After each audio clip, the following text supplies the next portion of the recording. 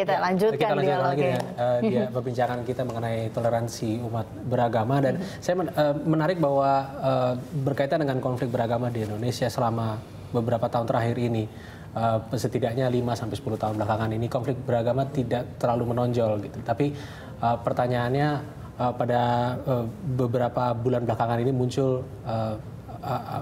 isu yang berkaitan dengan ISIS. Nah, apa yang berubah dan apa yang kemudian tiba-tiba muncul isu ini? Ya, saya kira yang paling menonjol itu adalah semakin ekspansif, semakin agresifnya ide-ide dan praksis gerakan ya yang bersifat transnasional. Dan ini benar tidak hanya dalam konteks Islam ya.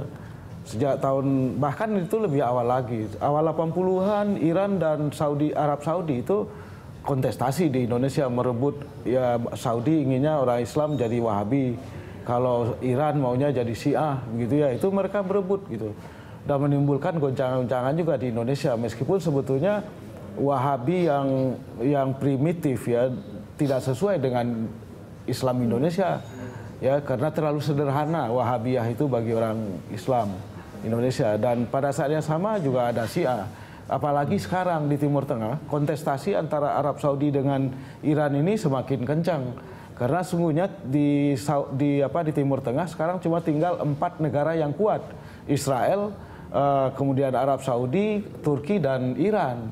Yang lainnya udah hancur semua. Irak yang dulu pernah superpower di Timur Tengah udah hancur semua, termasuk Mesir, Libya, dan Syria. Jadi oleh karena itu sering apa yang terjadi di Indonesia itu sebetulnya limpahan dari apa yang terjadi di Timur Tengah. Ya. Jadi transnasionalisme itu memang mengganggu sekali, mengganggu stabilitas dan kedamaian umat beragama. Dan itu tidak hanya dalam konteks Islam, tapi juga dalam konteks agama lain ya. Saya boleh sebut misalnya semakin ekspansifnya American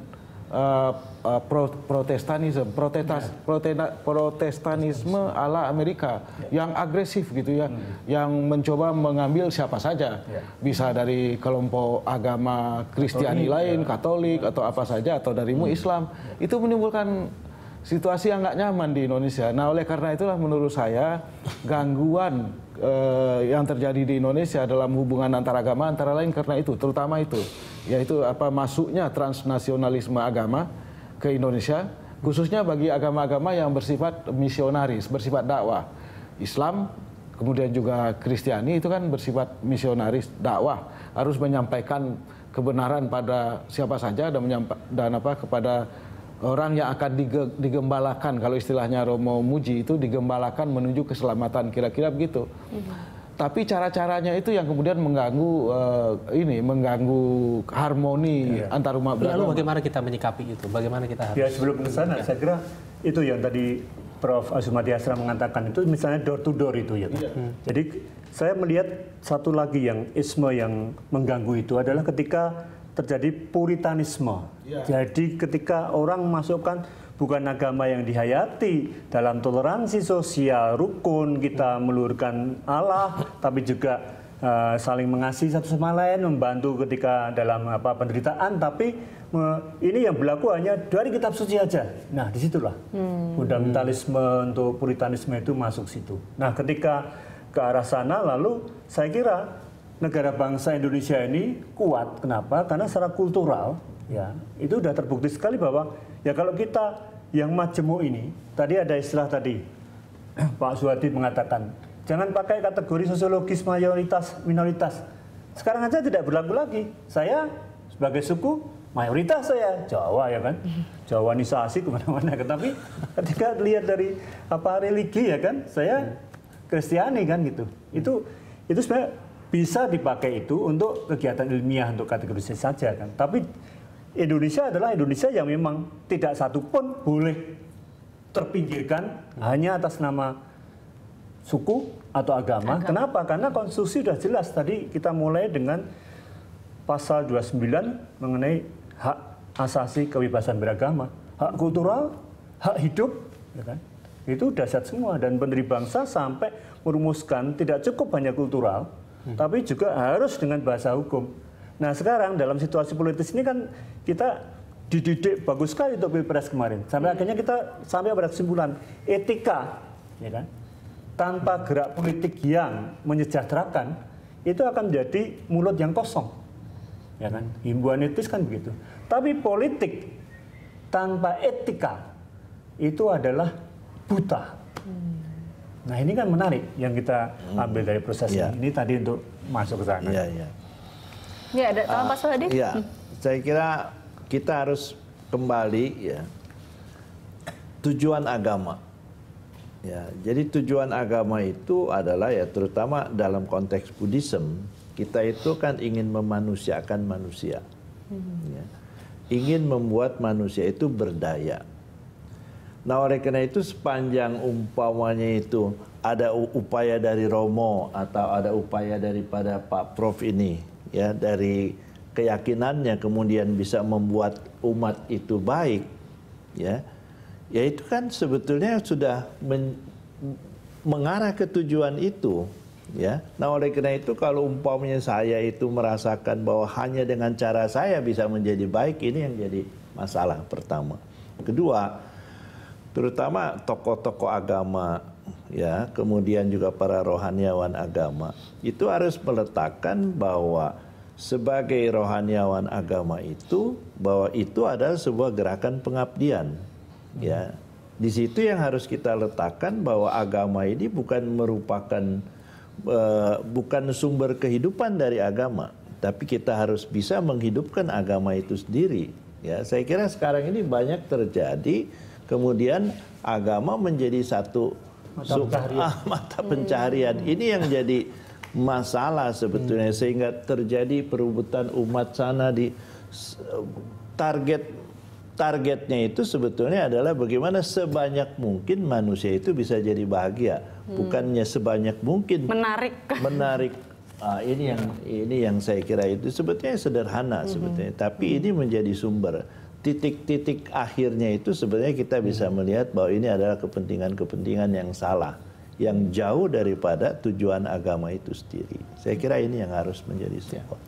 Pak Azumardi Azhar tadi menyampaikan bahwa memang ada unsur intervensi asing dan Pak Romo Muji juga mengatakan di Pilpres kita harus punya politik yang beretika dan ada isu mengenai intervensi asing juga. Nah, bagaimana kita menyikapi ini semua? Intervensi ya, iya bukan intervensi, mereka agresif menyebarkan paham keagamaannya, politik dan keagamaannya, tapi mereka tidak intervensi. Mungkin ada kelompok-kelompok di dalam masyarakat Indonesia sendiri yang memang tergoda untuk ikut menjadi Wahabi 1-2 ada, atau menjadi Syiah ada. Sebetulnya kalau mereka katakanlah mengadopsi itu walaupun nggak cocok dengan Indonesia, dengan Islam Indonesia sih nggak apa-apa saja. Tapi ketika mereka kemudian ribut di Indonesia atau sama lain, itulah yang menimbulkan kekacauan di Indonesia.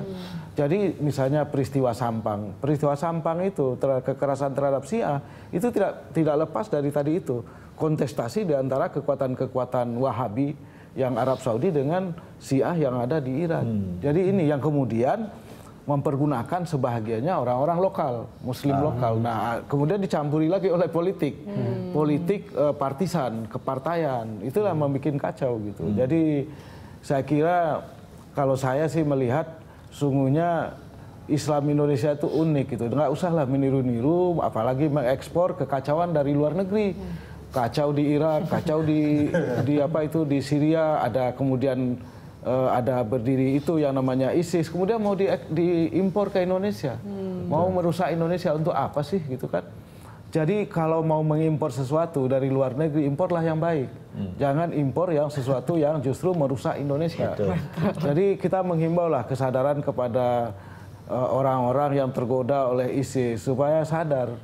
Karena apa? Karena kalau bikin kekacauan di Indonesia, mengimpor kekacauan di Indonesia, maka kemudian ya saya kira lebih baik mereka yang memang berniat membela ISIS pergi aja ke sana, tinggalkan paspor Indonesianya. Ya benar, nggak usah lagi kembali ke Indonesia. Jadi tidak merusak Indonesia, tidak membuat kacau Indonesia. Islam Indonesia itu justru model di mana-mana karena wasatiyah, karena bersifat jalan tengah, moderat, damai. Itu yang menjadi trademark, menjadi kebanggaan Indonesia. Jadi kalau kemudian mau mengimpor gerakan kekerasan, ya kan, seperti yang kita lihat lah, ISIS itu membunuhi siapa saja, anak-anak, kemudian orang Sunni yang lain yang tidak sepaham dengan mereka, orang Kristen, orang Yazidi, itu nggak patutlah dicontoh. Justru itu harus dikutuk tindakan-tindakan seperti itu. Gitu. Dan wajah toleransi ini yang dikatakan Pak Asumati Hasra dan Pak Suhadi tadi itu amat muncul dalam seni, ya. Arsitektur waktu Festival Istiqlal itu. Itu coba saya mengagumi sekali bagaimana bentuk masjid, ya, sekaligus sesuai dengan apa yang jenius dari lokal, ya kan. Dan beberapa sampai ikut akarnya itu ikut ke sana. Juga yang Hindu Buddha, ya kan, ya. Itu kan ada adaptasi yang bukan main, sampai misalnya Prambanan itu orang tidak bisa mengatakan ini Jawanisasi Hindu atau Hinduisasi Jawa, ya. Itu kan sebenarnya ketika orang tahu kultural pendekatannya itu selalu kita hidup bersama, saling menghormati dan tidak saling menikam, gitu kan. Jadi kehidupan kultural itu selalu memberi yang lebih hidup itu, ya kan. Dan Indonesia ini sebenarnya yang paling jadi jagonya, Aswendo mengatakan bintangnya itu kebudayaan kita ini dengan keragaman dan bukan main ini, ya kan. Oke. Ya, dan itu bisa dirumuskan dengan Pancasila untuk negara bangsa itu sendiri. Betul. Baik, kita akan lanjutkan dialog ini tentunya usai jeda berikut. Pemirsa, Special Report Menuju Indonesia Hebat akan kembali usai jeda berikut.